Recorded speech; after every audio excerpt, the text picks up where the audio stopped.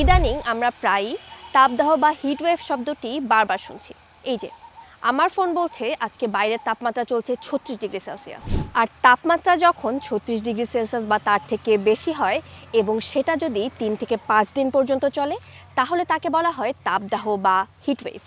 আর এ সময় যথেষ্ট সচেতন না হলে হতে পারে বিভিন্ন ধরনের সমস্যা, পানির শূন্যতা, মাথা ঘোরানো, মাংসপেশিতে টান, ক্লান্তিবোধ, এমনকি হিটস্ট্রোক। তাই এই সময় সুস্থ থাকতে পর্যাপ্ত নিরাপদ পানি পান করতে হবে। আর বাইরে যাওয়ার সময় ঢিলেঢালা আরামদায়ক পোশাক পরুন, সাথে ছাতা এবং পানি নিতেও ভুলবেন না। যদি সম্ভব হয় বেলা 11টা থেকে বিকেল 4টা পর্যন্ত সরাসরি রোদে যাওয়া এড়িয়ে চলুন। তবে এই সময় যদি বাইরে কাজ করতেই হয়, তাহলে কাজের ফাঁকে ফাঁকে 10 থেকে 15 মিনিট ঠান্ডা কোনো স্থানে বিশ্রাম নিন। এরকম আরও মজার মজার ভিডিও দেখতে চোখ রাখুন বিবিসি হ্যালো চেকে।